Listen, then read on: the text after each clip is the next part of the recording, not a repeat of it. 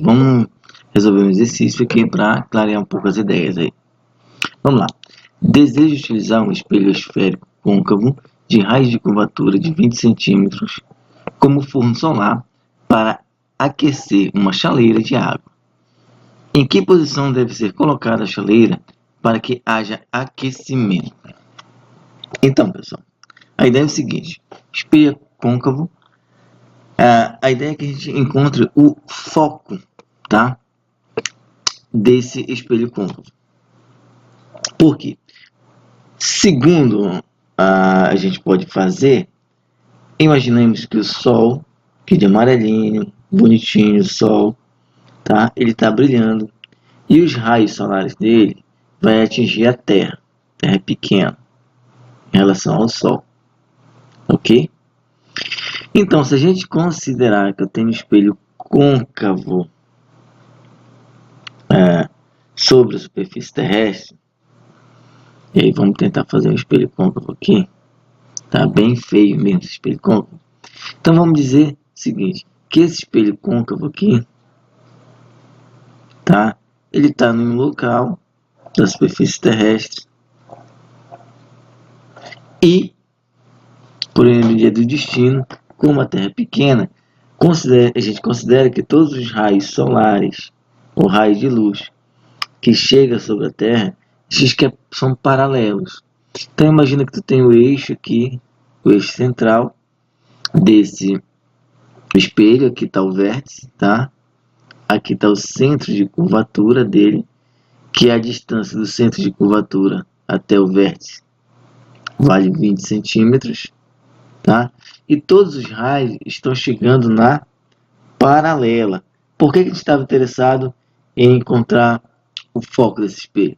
Porque se todos os raios chegam paralelo, lembra lá dos raios notáveis? Raio que chega paralelo, como é que volta esse raio que chega paralelo aqui ao espelho côncavo? Esse raio, ele reflete de tal forma que ele vai passar pelo foco. E onde é que está o foco desse espelho côncavo? Ele está na média, ou seja, entre o centro de curvatura e o vértice. Lembra-se que o foco é igual ao raio, que é o mesmo centro de curvatura, dividido por 2. E no caso será 20 dividido por 2, que é 10 centímetros. Então deve estar nesse ponto aqui, tá? E como todo raio paralelo volta, reflete, passando pelo foco, tá? Então todos os raios solares que chegarem nesse espelho côncavo vão refletir, tá? E vai se concentrar todos os raios passando pelo foco. Se a chaleira estiver aqui no foco, tá? Então ele vai receber todos os raios solares, toda a energia e vai ferver rápido. Tá legal? Então a distância do foco é de 10 centímetros. Logo, a posição da chaleira para aquecer mais rapidamente tem que ser 10 centímetros. Beleza, pessoal? Vamos lá para a questão 2. Para projetar um anteparo, em um anteparo a imagem de uma vela fornecida por um espelho esférico, dispõe-se de espelhos côncavo e convexo. Qual deles deve ser escolhido? Pessoal, que é simples, tá? Apenas o espelho côncavo, tá? Apenas o espelho côncavo fornece imagem real, ou seja, na frente do espelho. Então, para qualquer uma imagem que você queira projetar em algum lugar, o espelho usado tem que ser o espelho côncavo. O espelho convexo só fornece imagem virtual, ou seja, só atrás do espelho, tá? Beleza? Próxima questão. Vamos lá. 1, 2, 3. Na figura estão representados um objeto AB e sua imagem, a linha B', conjugada por um espelho esférico. A reta R representa o eixo principal do espelho. Qual é a natureza desse espelho? Beleza? Então, pessoal, qual a natureza desse espelho? Primeiro, vamos tentar entender o que significa falar de espelho côncavo e espelho convexo. Tá legal? Vamos lá. O espelho, isso vai ser possível, essa solução de imagem, se for um espelho côncavo. Por quê? Porque a imagem ela é invertida, tá? Essa já é uma característica do espelho côncavo. O espelho convexo sempre vai fornecer a imagem direita, beleza? A imagem também é maior do que o objeto, e o espelho convexo geralmente é o inverso, ele aumenta o ângulo de visão, campo de visão, tá? Mas diminui o tamanho do objeto que você enxerga, beleza? E provavelmente é uma imagem real, que está à frente do espelho, perfeito? Então aqui vai ser um espelho côncavo, tá? Côncavo. E para localize o espelho e assinale seus elementos, foco, vértice e centro de curvatura.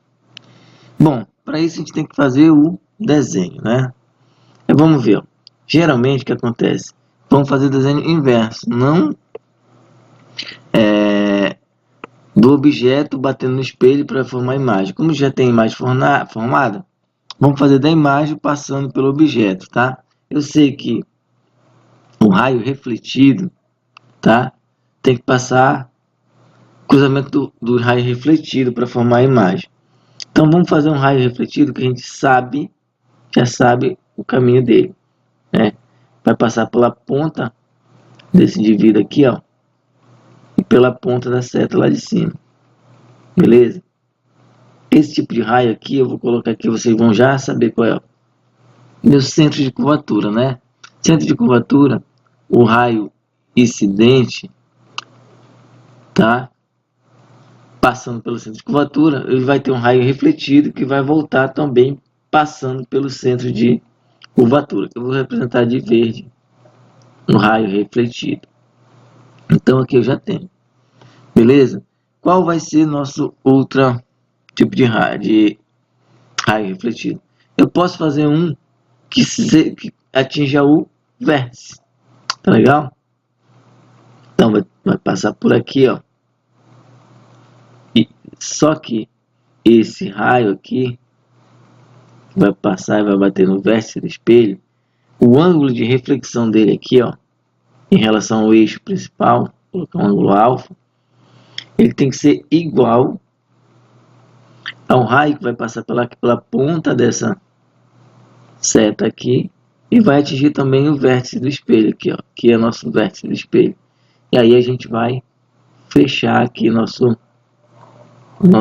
espelho, tá? Tá bem feião aqui, nosso espelho côncavo.